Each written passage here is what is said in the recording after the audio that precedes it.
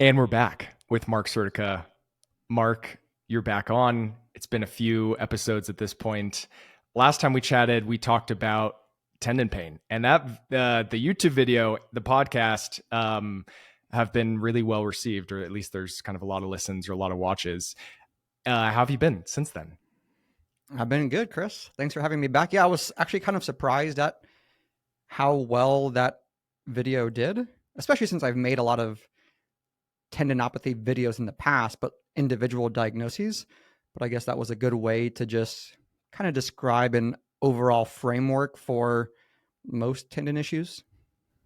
Yeah, if people haven't watched that video, I've sent it to multiple patients at this point. I actually sent it to a new client, E3 client, yesterday. If they haven't watched that tendinopathy video on E3's YouTube, check it out, or our prior conversation kind of highlighting those things or expanding on those from the video itself.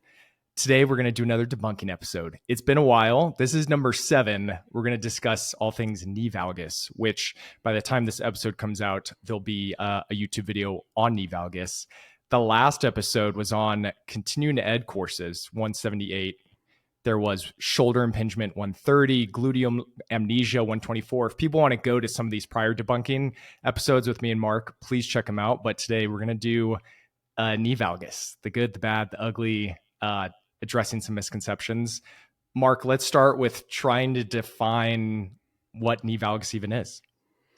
Yeah, so knee valgus is technically knee abduction, which is abduction of the tibia relative to the femur.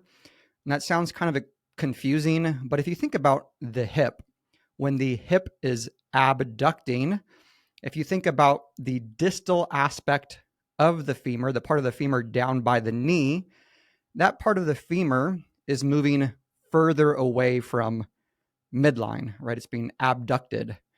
And so we're describing what's happening at the femur relative to the pelvis. So the distal aspect of that femur abducting away, once again, from the midline of the body is the easiest way to think about it.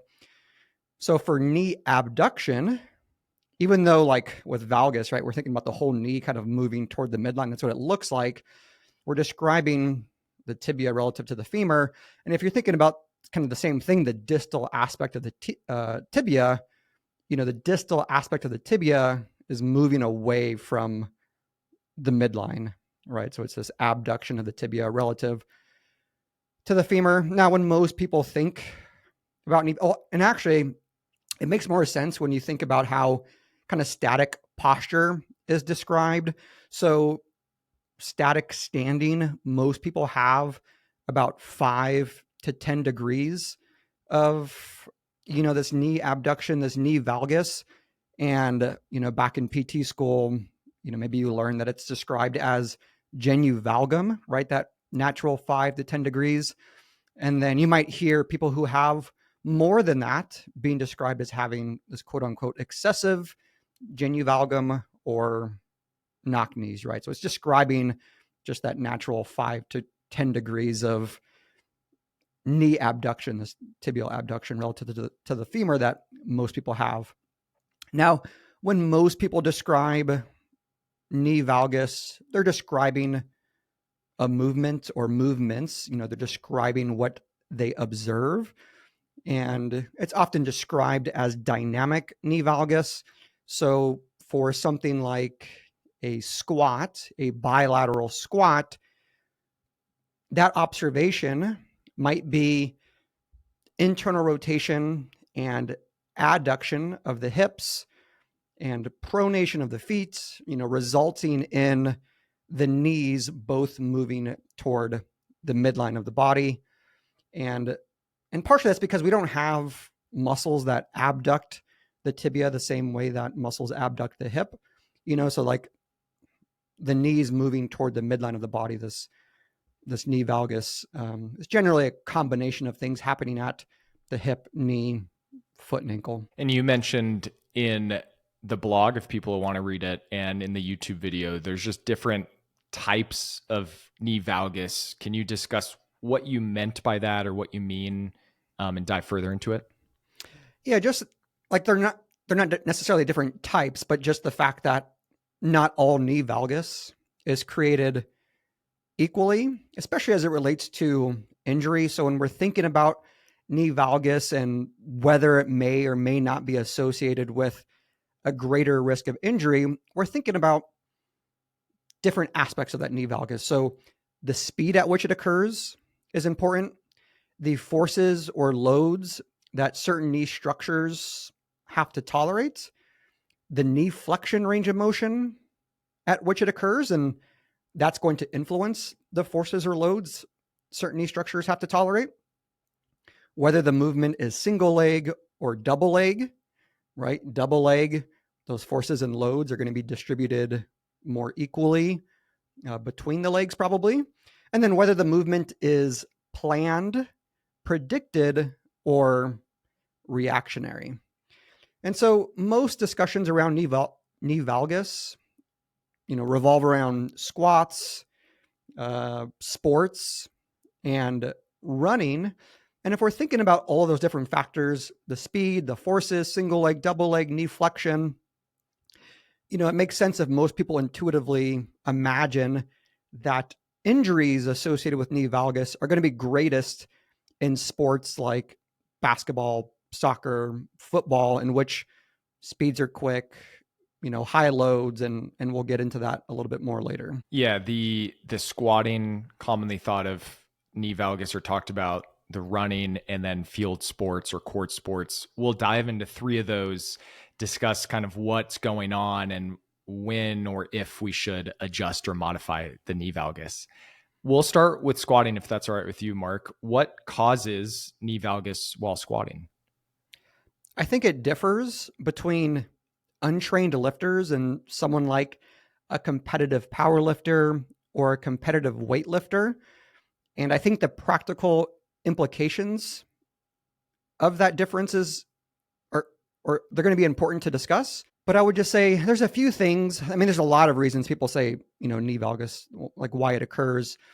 But I'll say a few are probably more prevalent on social media. And so we'll discuss those. So starting with the feet, pronation is a natural motion of the feet, of the ankles, that needs to occur during squats. But what some people might point to is this quote unquote excessive or uncontrolled pronation that leads to knee valgus. And so there is a systematic review and meta-analysis by Lima et al. That did find that ankle dorsiflexion is correlated with knee valgus. And so the inference from that is you have less ankle dorsiflexion, which encourages you to use more of your pronation range of motion in order to squat to a sufficient depth, which in turn leads to knee valgus. Now, this is certainly more of a possibility in untrained lifters, but when we talk about the fixes for knee valgus, I'll kind of describe why I don't really think that matters and why I think it's more so like a marketing strategy. It seems like on social media, fixing this pronation to fix your knee valgus. So that's one. I would say the most popular theory as to why knee valgus occurs during, and we're talking about bilateral squats here, during bilateral squats, is weakness of the glutes, particularly as it relates to hip abduction and external rotation strength. And even though this is one of the most popular theories, I don't really think that it holds that much weight. So partially just based on, the research, and parts of it partially just based on kind of logical reasoning here.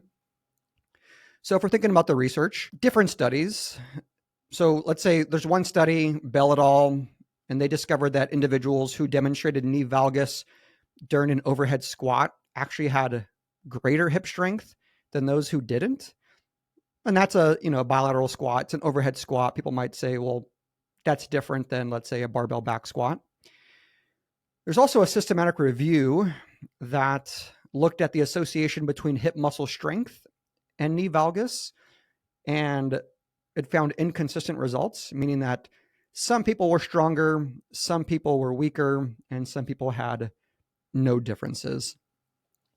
And this should be a little bit more surprising because this systematic review was actually looking at things like single leg step downs, lunges, single leg squats, all movements in which you would expect the hip abductors to be working a lot more, right, during those single leg movements. And, they found inconsistent results. So if they found inconsistent results during those single leg movements, you would expect that inconsistency to be even greater in something like a double leg squat, in which you don't really need that much hip abductor or hip external rotation strength. And that's one thing to think about logically too, is that if we're thinking about the squat, right, the main movers of the squat are going to be the hip and knee extensors, right? It's primarily a sagittal plane motion. Now, there is a component of, this transverse plane and frontal plane motion occurring and strength being required, but it's very minimal compared to the strength that's necessary from the hip extensors and the knee extensors. So to say that knee valgus occurs because of weakness of the hip abductors or external rotators just doesn't really make, that much sense to me. And there was a recent study by, I believe it's pronounced Lauren Chu, and he compared squats with the knees out, which he described as hips externally rotated, versus squats with the knees in, or hips internally rotated, and found that the squats with the knees in actually required participants to use more of their hip external rotation strength. And once again, it's not this huge amount because of the movement that we're describing, a squat, but based on that, he kind of suggested that that strategy might simply be a way to preferentially activate and use the gluteus maximus. And another kind of popular theory that's been around for a while, and the researcher also talks about it in this paper, is that the adductor magnus contributes to knee valgus.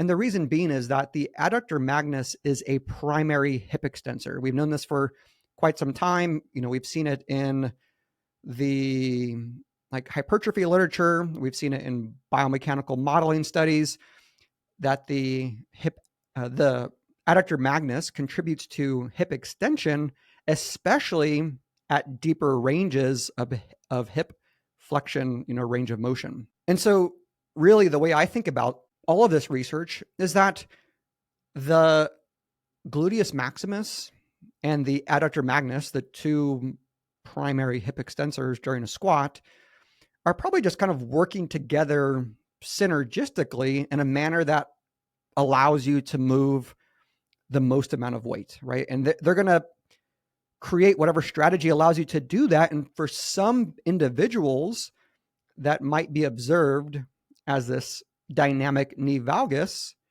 during, let's say, a barbell back squat. And I think this makes a lot more sense when we consider when knee valgus occurs in highly trained lifters.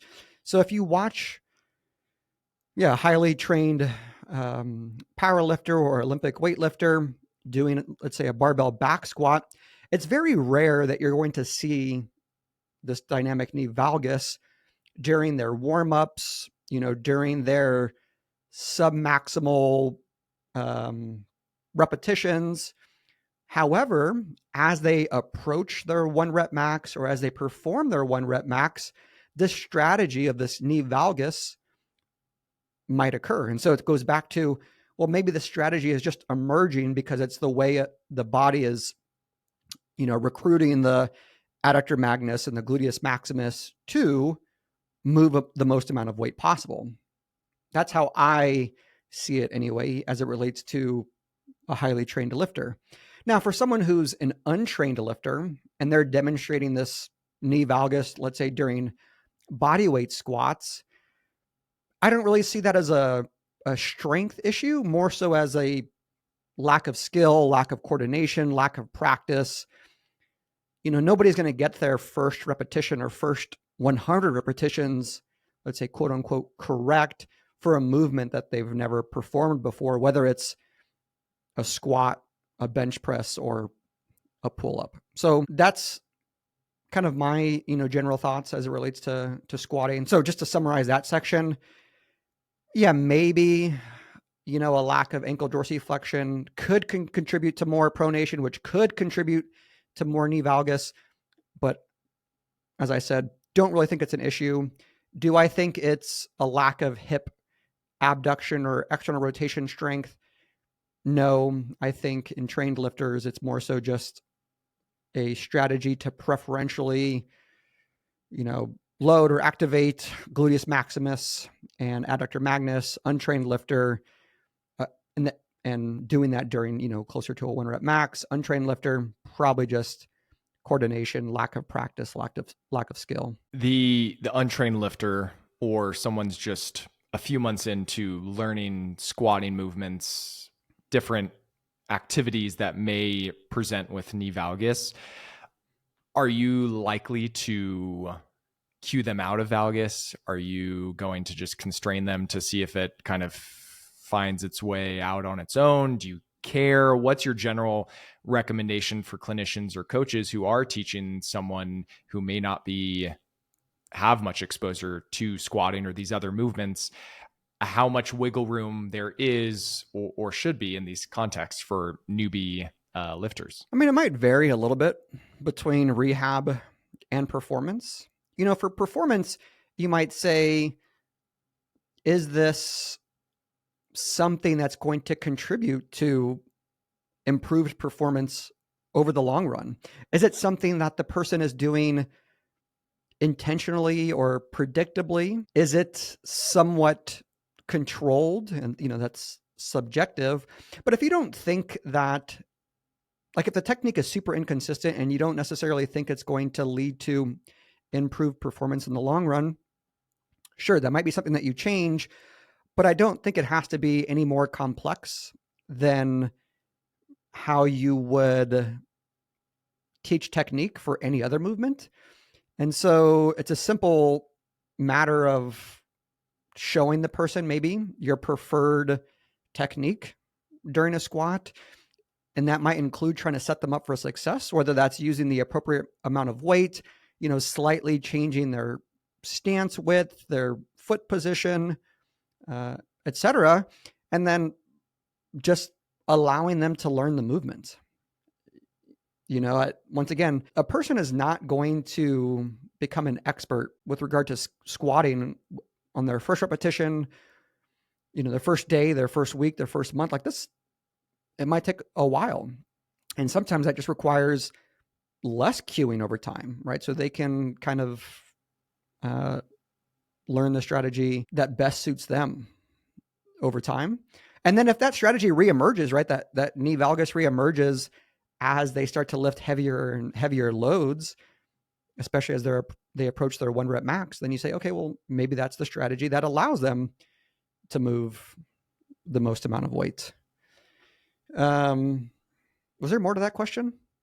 No, I think you nailed it. And another, I think, common thing that occurs is if any athlete along the spectrum of exposure to squatting or comfortability with it, they start to have knee symptoms. Valgus can be commonly discussed as this is something that is creating the knee pain itself, and they want to change it.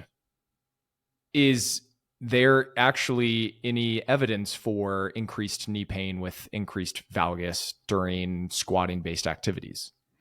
Oh, right. That was actually like the second part, right? Performance versus rehab. Same thing. Like, I don't think it has to be overcomplicated. Someone comes in, they report knee pain, they squat, they have knee valgus, they say it hurts. You say, hey, try this. And the try this is less knee valgus. And they do it and they have less knee pain. Great. That's a strategy that you can use to modify their knee pain. But you might also have to accept the opposite of that. Meaning, what if somebody comes in and they, squat with quote unquote perfect technique and they have knee pain? Would you suggest that maybe they try squatting with knee valgus to reduce their knee pain? And if they did have less knee pain with knee valgus, like, would you be comfortable with that? That's just something, something to to think about.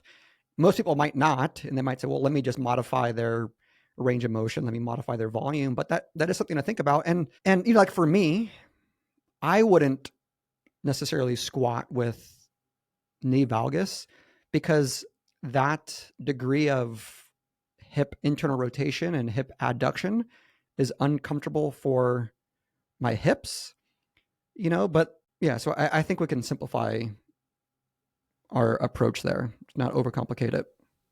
Cool. Let's dive into running.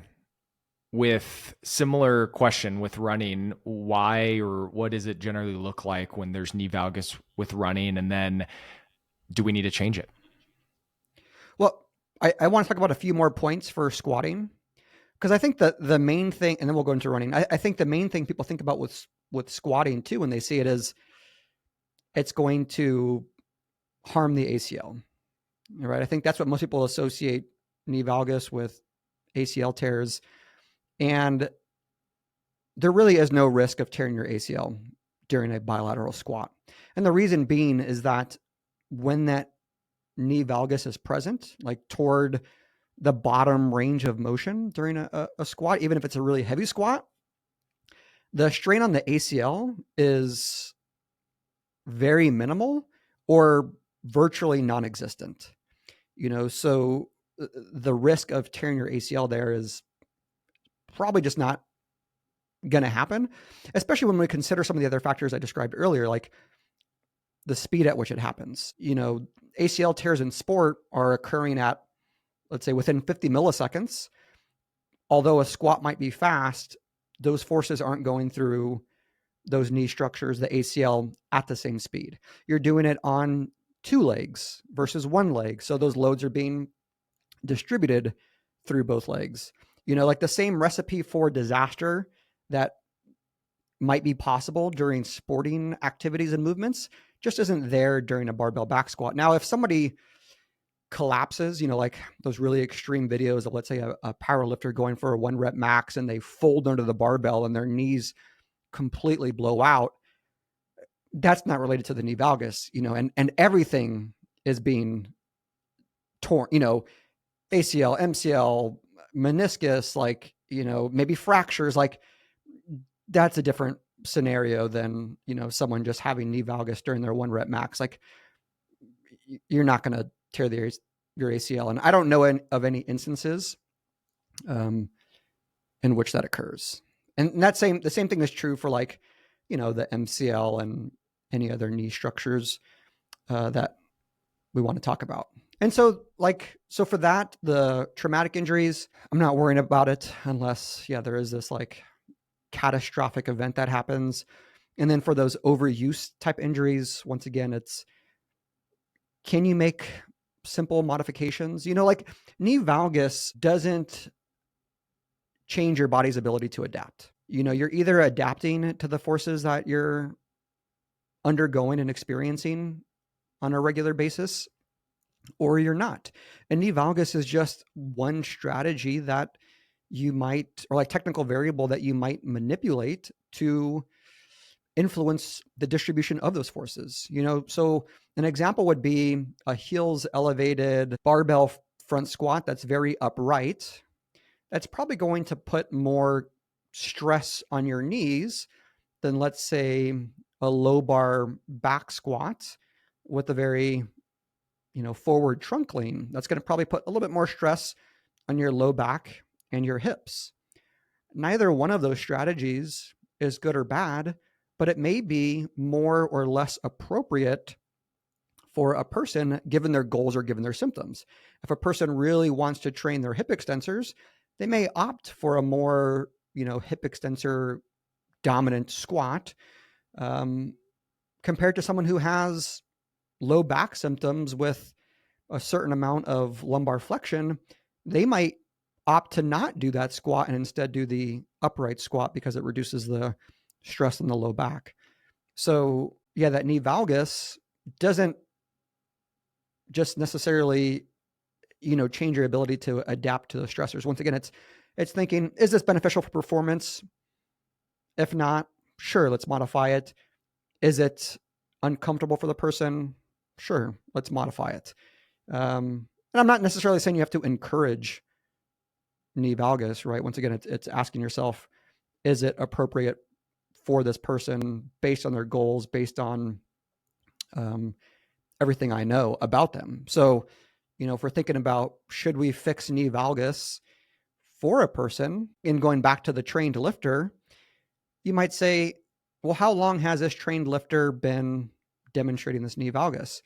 And if it's, well, they've been doing it for 10 plus years, it's only present when they're approaching their one rep max. They've been getting stronger. They don't have any injury or injury history or symptoms associated with the technique. Then I'm not really sure it makes sense to try to change that, because it's something that's predictable for them, and it's a strategy that's been working for them for 10 plus years.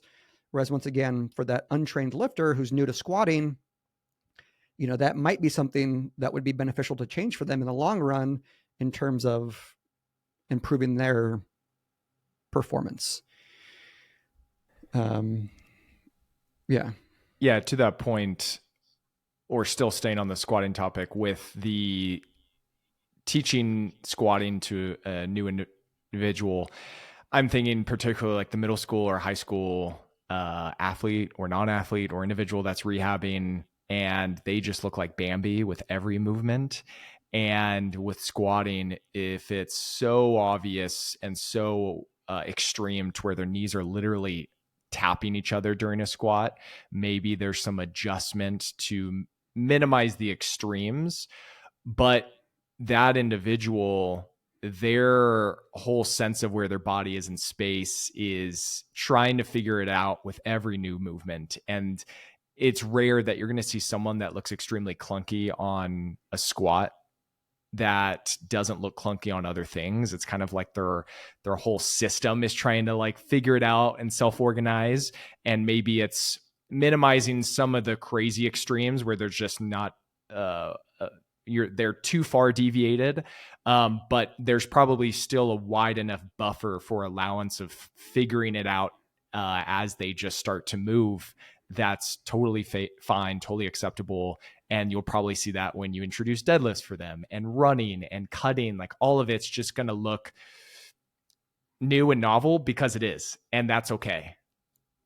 Yeah, and so it's, like I said, it's the same thought process for any other movement or exercise. Like, you take someone and ask them to bench press for the first time, and let's say that bar path touches their clavicle, and then it touches their nipple line, and then it touches below that, and then it goes back to the clavicle, and then the range of motion is inconsistent, where sometimes it touches their chest, sometimes it's halfway.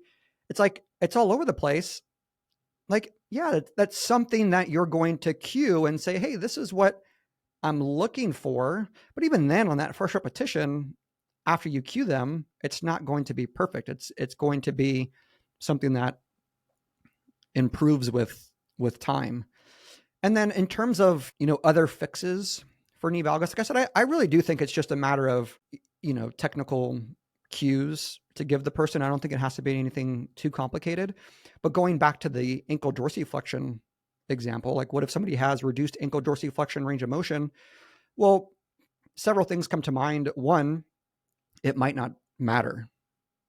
In the video, we show Lane Norton, who is known for having a very forward trunk lean in his squat, and his shins are pretty vertical. So I would imagine that maybe he doesn't have the most amount of ankle dorsiflexion range of motion, but he set some records with that technique regardless. And so your technique might vary based on your range of motion, based on your anatomy, and that might not matter all that much. The other thing is, if someone has never squatted before, I would expect their ankle dorsiflexion to improve with repeated exposure to the movement. So another reason, not to have concern, if they're now squatting 2-3 days per week and they're using more of that range of motion that maybe they don't use as much on a daily basis, it's probably going to improve a bit. You could also use heel lifts wedges, weightlifting shoes if you really needed to.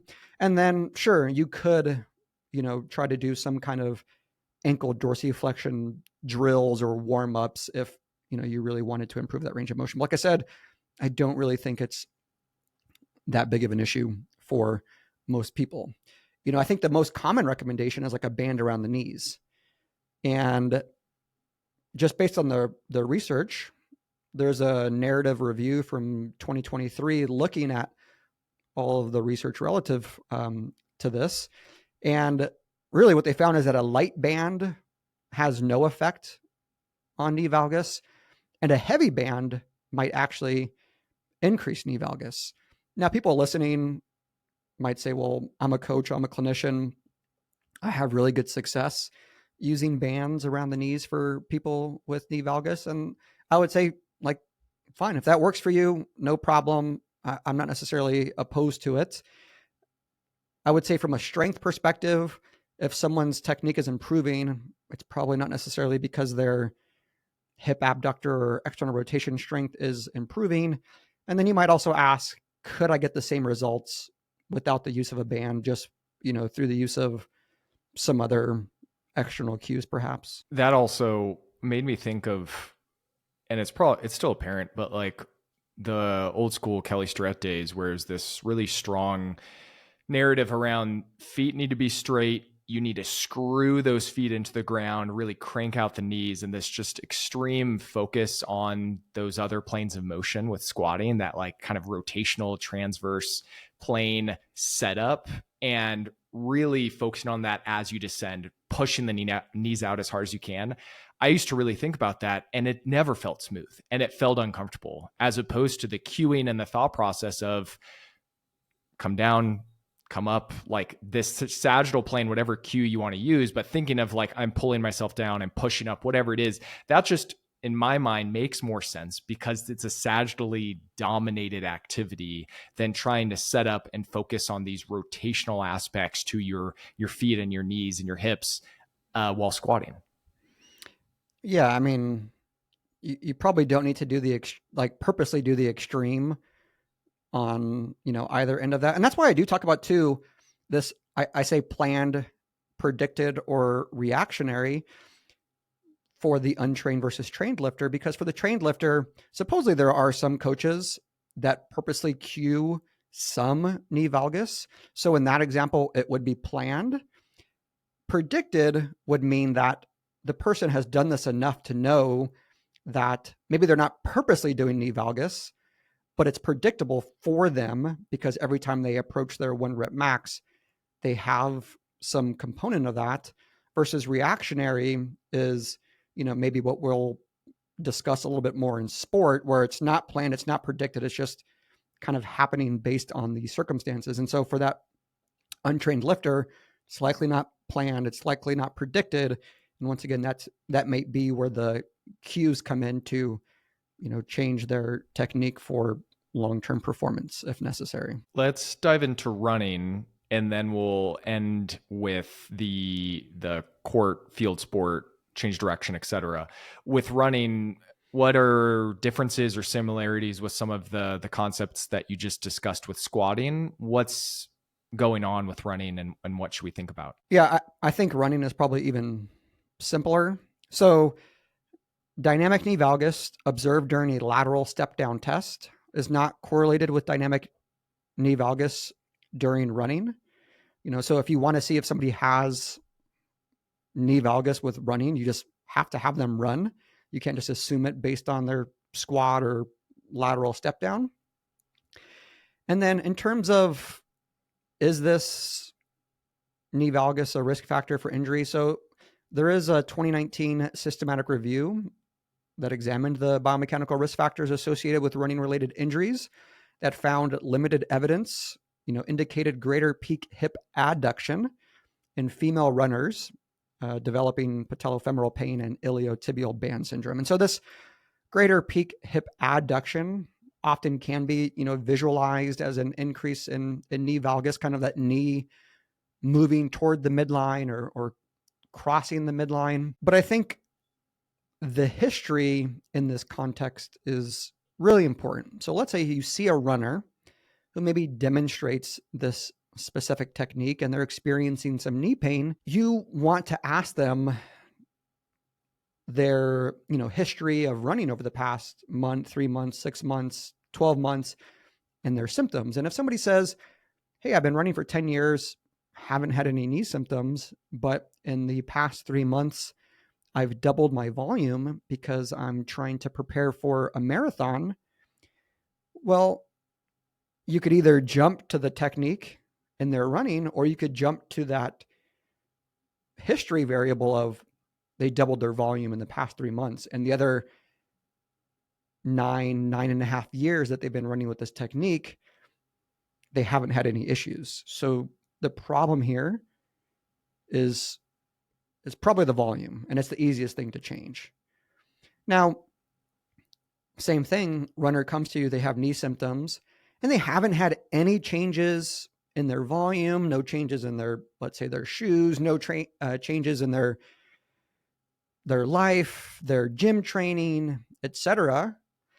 Well, in that instance, it's like, okay, well, maybe this is a component of their technique that we could try modifying and seeing if it makes a difference for their symptoms, and that modification doesn't have to be that complicated. It could just be some, simple running retraining.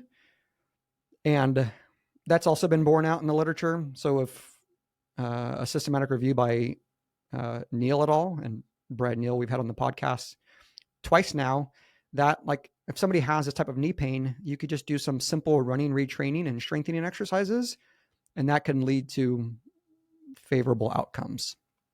So it's just a matter of do we need to change it? Maybe, but it doesn't have to be overly complex, and it certainly doesn't have to be something that we like villainize, I suppose. And what you had discussed with squatting, with the ends of the elite spectrum, with just really proficient and elite professional athletes, if you look at marathon runners and the variation of pronation, valgus, cadence, all these things, there's quite a bit of variation. And you look at even, shorter distances like sprinting, people commonly look at like Usain Bolt and not maybe the quote unquote perfect technique, and you slow it down and you see wild amount of kind of variation compared to the typical norm or what you would assume, but they are the best at what they do. So it's just looking at also the extremes of the professionals. Is everyone running without knee valgus? No, there's a huge variation and acceptability, and it's very person dependent. Yeah, for sure. Anything else running wise before we dive into sport? Cool. Let's go into it. So similar question, what changes or what are similar themes with thinking about knee valgus compared to more of the predictable activities like squatting and running? Now we're getting into field, court, sport, and the reactive nature. What's different? Yeah, I think even more assumptions are made with regard to sports. Now, with regard to sport, there's no denying that dynamic knee valgus is associated with ACL tears in sport, right? But this dynamic knee valgus is occurring at shallow knee flexion angles, and it varies, but let's say at 30 degrees of knee flexion. It's often occurring on a single leg, really high forces, really fast speeds. Like I said, let's say, 50 milliseconds. And it's happening in kind of a chaotic and unpredictable environment where you're, jumping up for a header, and then you're cutting and you're pivoting and you're looking at the defenders. Like there's a lot more going on than what's happening during, straight line running or, squatting with the barbell. So there's no denying the fact that, yes, if you've torn your ACL playing sports, there is a high probability that, some degree of knee valgus was involved. But the problem is we then associate knee valgus with screening tests, these quote unquote screening tests like single leg squats and drop vertical jumps. We assume that if someone is presenting with knee valgus during those screening tests, that they are at a greater risk of injury and that we need to fix that knee valgus during those screening tests to ensure that they don't tear their ACL. And so there was a study, a prospective study in 2005, examining 205 female athletes. And that study did find that female athletes with increased dynamic valgus and high abduction loads are at increased risk of anterior cruciate ligament injury. Now, in the 20 years since that study, to my knowledge, those findings haven't been replicated. Tons of athletes, different studies since then have found no association between dynamic knee valgus and ACL injury risk. And there's a group out of Oslo that does a lot of research on this topic. In 2023, they had a paper aptly named "Kiss Goodbye to the Kissing Knees, No Association Between Frontal Plane Inward Knee Motion and Risk of Future Non-Contact ACL Injury in Elite Female Athletes." And this study alone had close to 900 athletes, right? And then that same group of researchers also published a study titled "I Spy with My Little Eye, a Knee About to Go Pop. Can coaches and sports medicine professionals predict who is at greater risk of ACL rupture?" And the answer is no. It doesn't matter if you're a coach, physical therapist, athletic trainer, doctor.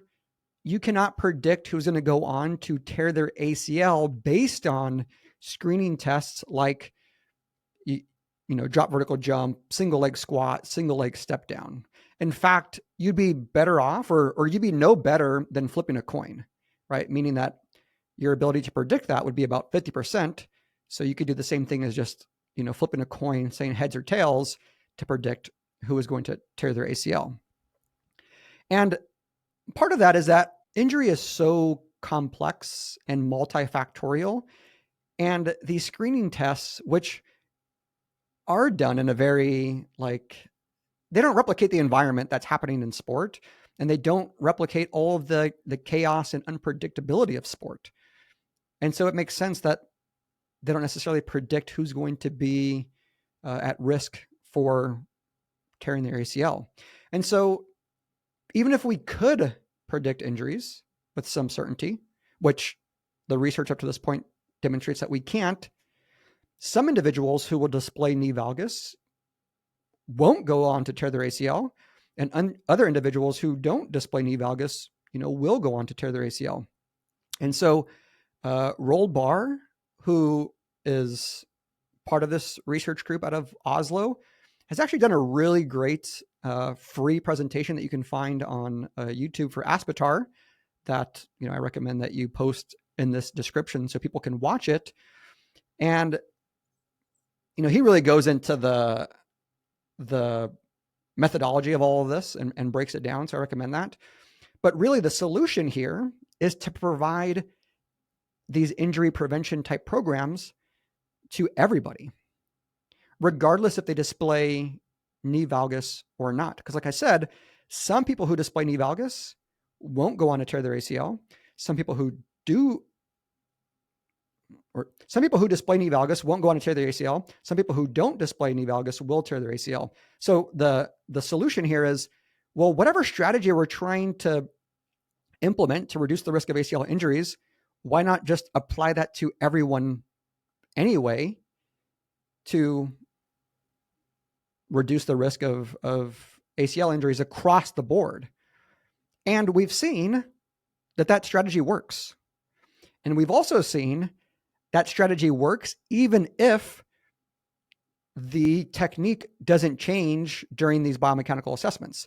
So Amy Arundel, who we've also had on the podcast once, maybe twice, I think this might have been part of her dissertation for her PhD, demonstrated that athletes could have a reduction in injury risk even though they didn't reduce their knee valgus during those biomechanical, movement screens or assessments. And then just a little bit more beyond that, like not all knee valgus, like I said before, is created equally or as dangerous either.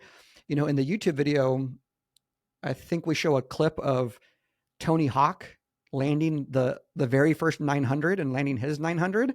And as he comes down, he goes into this extreme amount of dynamic knee valgus.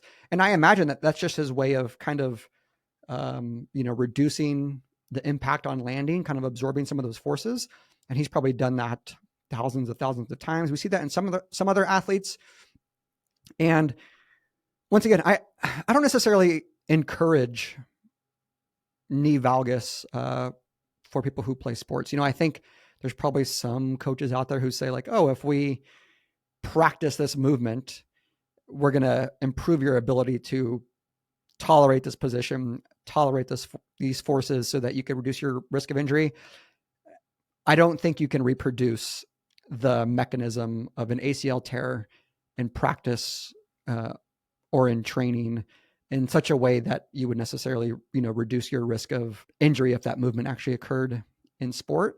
But I would say is, some athletes probably do access these risky positions on a somewhat regular basis, and them doing so might be part of what makes them great. Their ability to do that, and also their ability to take those risks. We also show this clip of Ronaldo going up for a header, and he's known for jumping super high, and he comes down and lands on a single leg in a very precarious position with a defender on him. And if you looked at this and you said, I want to make sure this guy never injures his knees, he's worth, his knee alone is worth, I don't know, $10 million. You would say, Ronaldo, never do that again. Never go up for that header. Never land like that. But if you take that away from him, then he's also not, one of the greatest soccer players who ever lived, because his ability to do that is what makes him great. So he's taken those risks, in order to have these big payoffs. But that, that's a little bit different than, some of the other stuff. So to summarize that section, yes, dynamic knee valgus, it's associated with, non-contact injuries in sport, ACL injuries in sport, but we can't predict who is going to tear their ACL based on drop, vertical jump, single leg squat, single leg step down, etc. And so the best option for trying to reduce the risk of injury associated with this knee valgus in sport is to apply whatever injury prevention or injury risk reduction program you were going to apply anyway for those with knee valgus during those assessments to everyone, regardless if they display a certain technique or not. Could that be a similar or parallel thinking with the, I think, popular discussion around Achilles tendon ruptures now, of the mechanism of injury of that rupture with this high enough rate and force, kind of eccentric stretch to the Achilles, that is almost always the reason why an Achilles tendon will rupture. But do you or can you avoid some of those forces and velocities in sport, or should you? And it goes to how often that occurs and how much of it is necessary just for athletic-based activities, but to potentially reduce the overall likelihood of a rupture, you would still implement a program that loads the Achilles tendon progressively in a variety of positions and activities along the spectrum of what it should be able to handle. But can you inherently completely eliminate the likelihood of something like an Achilles tendon rupture occurring? No. So I think that theme can occur across a lot of different injuries. And you can't just put someone in a box of safety, because a lot of times those positions or loads are what makes them great at what they do. And yeah, to the raw bar video, I'll link that. And then there's also an article that he wrote that's a little bit shorter. If someone just wants to read it, I think it's why all screening tests to predict injury won't work, something like that. We'll link that as well. That's Anything an old else? paper too, I think. That might be Yeah, like 10. I want to say like maybe like I think 2006, or maybe it's an older one I'm thinking of. Okay. Yeah, maybe so. Yeah, I think that one's 2018, 2019, if I recall. To that kind of group, everyone should be doing some of these potential programs. For example, like FIFA 11 is a common ACL risk reduction program, or other injury risk reduction program. What if people's maybe thought of something like a FIFA 11 is it's avoiding or limiting or minimizing someone going into these precarious positions, if maybe that's what they think? What should be maybe a better explanation or thought process as to these programs that are introducing and progressing load and just are essentially well-rounded kind of S&Z routines? What should we describe as, like, why are they reducing some of the overall prevalence of, let's say, an ACL injury versus groups that aren't participating in something like a FIFA 11? Yeah, I think the strength and like plyometric work specifically is what helps reduce the risk of injury. And for some individuals, yeah, maybe it's just this stimulus or stimuli that they haven't been exposed to in the past. Let's take female athletes, for example, and Nicole, my wife, who's been on the podcast, talks about this a lot, is that, perhaps a lot of female athletes, especially growing up, if they're not exposed to it as much rough and tumble play, they're not getting in the gym as much, they're not exposed to, strength and conditioning as much, throughout their childhood, teen years, etc. This simple program like the FIFA 11 Plus is introducing strength and plyometric work that is new for them and helping build the adaptations and capacity that would help them, tolerate some of those forces and positions and loads, and that alone is maybe what reduces their risk of injury. So, maybe there's a ceiling effect with some of those programs. There probably is, for at least, the really elite athletes. But even the really elite athletes, sometimes, you look at their training and they're doing all kinds of crazy stuff and not just doing this basic comprehensive program that would allow them to better tolerate, jumping, landing, pivoting, cutting, etc. What else about knee valgus do you want to touch on, Mark, before we wrap it up, if anything? I think a summary again for everything would be helpful. So for squatting, I think in highly trained lifters, competitive power lifters, competitive weightlifters, you probably won't see knee valgus as much during their sub-maximal lifts. It emerges as they approach their 1 repetition maximum. And I think that probably emerges because it's a strategy, by their body, by the gluteus maximus, adductor magnus, to lift the most amount of weight possible. Oh, and one thing I forgot to mention is that we do see in the research that as loads get heavier, people do tend to move toward a more, quote unquote, like hip dominant type squat. And that is something that you can see. So like someone's trying to move through the sticking point, as they're coming up out of the hole, you might see like their hips shift back, their trunk lean forward a little bit, and that dynamic knee valgus. And I think part of all of that is it shifts the moment arms for the hip and the knee. So like when that dynamic knee valgus happens, sometimes the knees also shift posteriorly a little bit. And like I said, the hips shoot back, trunk leans forward.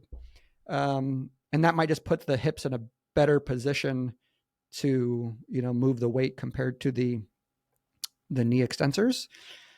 So yeah, and those people probably don't have to, worry about the knee valgus all that much. And untrained lifters might be because they're uncoordinated, unskilled, haven't practiced the movement.